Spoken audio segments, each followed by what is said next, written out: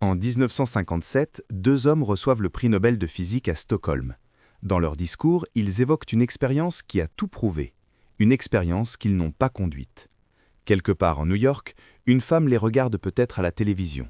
Son nom n'est pas prononcé, son visage n'est pas montré. Mais c'est elle qui a tenu la clé.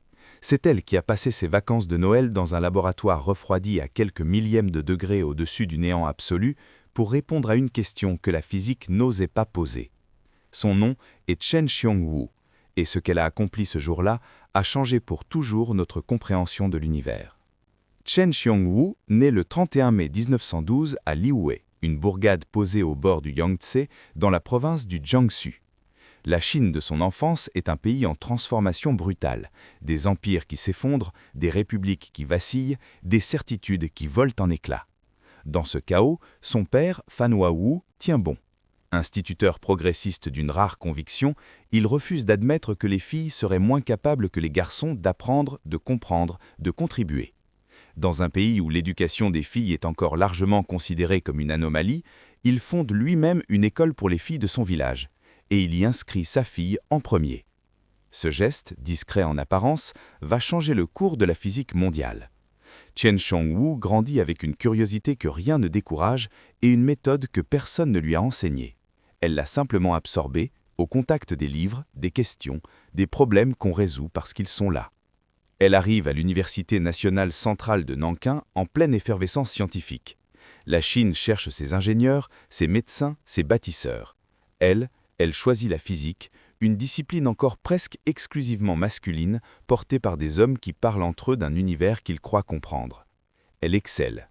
Et quand elle comprend que la Chine ne peut pas lui offrir les équipements dont elle a besoin pour aller aussi loin qu'elle le veut, elle prend la décision la plus difficile de sa vie: quitter sa famille, son pays, sa langue, pour les États-Unis. En 1936, à 24 ans, elle embarque sur un bateau depuis Shanghai. Elle ne reverra jamais ses parents. Elle s'installe à Berkeley, en Californie, pour préparer son doctorat sous la direction d'Ernest Lawrence, le futur Nobel qui venait d'inventer le cyclotron. Dans ce laboratoire où les plus grands noms de la physique circulent librement, où l'air sent l'ambition et l'urgence, Chen Xiongwu s'impose rapidement. Ses collègues la voient travailler et comprennent vite à quoi ils ont affaire. Une expérimentatrice d'une précision rare, patiente, rigoureuse, capable de tenir une hypothèse à distance jusqu'à ce que les données parlent d'elles-mêmes. En 1940, elle obtient son doctorat avec les félicitations du jury. Elle a toutes les raisons de croire que les portes vont s'ouvrir. Les portes se ferment, l'une après l'autre, souvent sans explication, parfois sans même la courtoisie d'un refus formel. Elle est une femme, elle est chinoise. Dans l'Amérique des années 1940, cela suffit à faire taire les lettres de recommandation les plus enthousiastes. Plusieurs grandes universités ne la retiennent pas. Elle enseigne finalement à Smith College, puis obtient un poste à Princeton, où elle devient la première femme à enseigner la physique dans l'histoire de l'institution.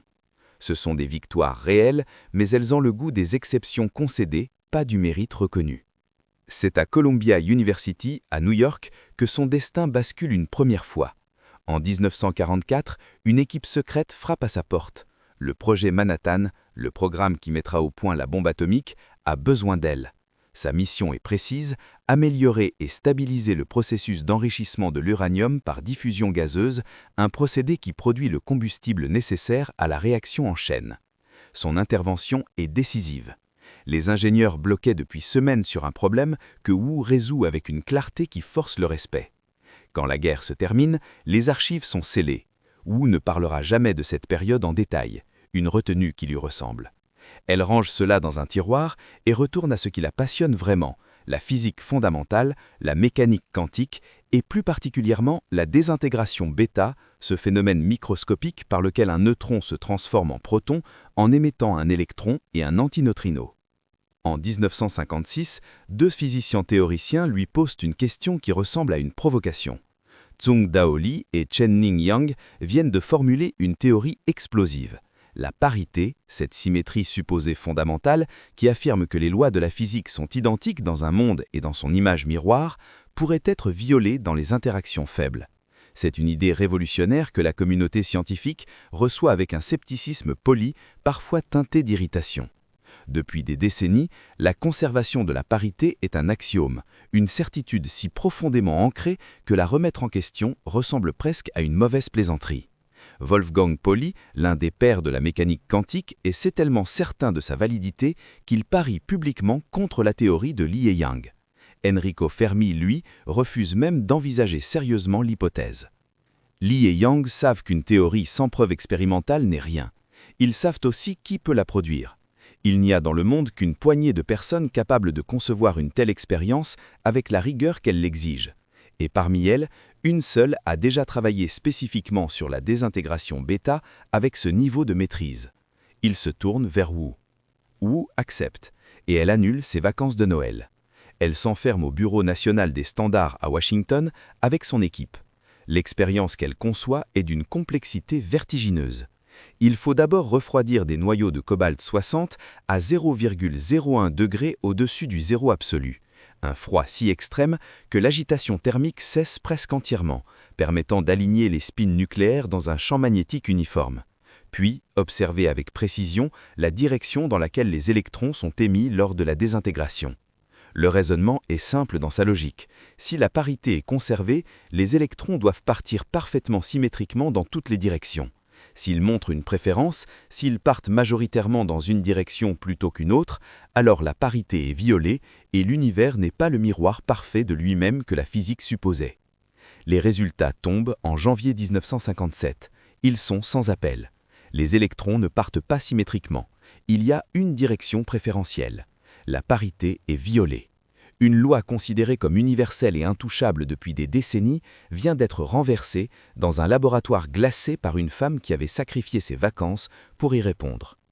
Pauli doit revenir sur son pari. Les manuels de physique doivent être réécrits.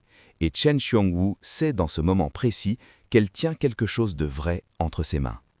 En octobre 1957, 9 mois à peine après la publication des résultats, l'Académie royale de Suède annonce le Nobel de physique. Il est attribué à Tsung-Dao Lee et Chen-Ning Yang pour leur théorie sur la violation de parité. Chen Xiongwu, dont l'expérience a fourni la preuve sans laquelle la théorie resterait spéculative, n'est pas citée. Elle n'est pas invitée à Stockholm. La communauté scientifique est troublée. Des voix s'élèvent, des articles sont écrits, des collègues expriment leur malaise. Ou, elle, continue de travailler. Elle ne s'effondre pas publiquement, ne réclame rien, ne se répand pas en amertume. Des années plus tard, elle dira simplement « Il est vrai que ma contribution n'a pas été reconnue comme elle aurait dû l'être, mais j'ai fait ce travail parce qu'il fallait le faire. » Les reconnaissances finissent par venir, tardives, incomplètes, mais réelles.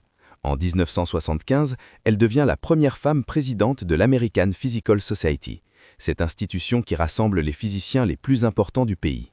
En 1978, elle reçoit le tout premier prix Wolf de physique, une récompense qui s'impose depuis comme l'une des plus prestigieuses de la discipline. En 1986, le président Reagan lui remet la médaille nationale de la science des États-Unis. Ce sont des honneurs sincères, mais aucun ne s'appelle Nobel. Chen Xiongwu s'éteint le 16 février 1997 à New York, à 84 ans. Son travail continue de structurer notre compréhension du cosmos. La violation de parité qu'elle a démontrée est aujourd'hui une pièce maîtresse du modèle standard des particules de matière, le cadre théorique le plus précis jamais construit pour décrire les constituants fondamentaux de la matière. Sans cette expérience, sans cette nuit de Noël sacrifiée dans un laboratoire à quelques degrés du néant absolu, ce modèle serait incomplet. La physique moderne repose en partie sur ce qu'elle a fait ce janvier-là. En 2021, Columbia University renomme officiellement son bâtiment de physique, Chen Xiongwu Hall. La même année, l'astéroïde numéro 2752 reçoit son nom dans les catalogues astronomiques. Dans les écoles de Chine, des prix scientifiques portent son nom. Et partout dans le monde, des jeunes femmes qui se demandent si elles ont leur place dans les sciences trouvent dans son histoire une réponse que personne ne peut leur retirer. Elle n'a pas cherché à révolutionner la physique pour entrer dans les livres d'histoire. Elle l'a fait parce que la question était là, devant elle, et que personne d'autre n'avait les moyens d'y répondre. Chen Xiongwu n'a pas eu le Nobel, mais elle a eu quelque chose de plus rare encore, la certitude, au fond d'un laboratoire à quelques degrés du néant absolu, d'avoir tenu quelque chose de vrai entre ses mains. Et cette certitude-là, personne ne peut lui l'apprendre. Tu es sur Destins épiques. Ici, on raconte les vies qui ont déplacé les lignes, parfois dans le bruit, souvent dans l'ombre. Si ce destin t'a touché, abonne-toi et active la cloche. Et dis-moi en commentaire quelle autre figure de la science mérite, selon toi, d'être enfin remise à sa juste place.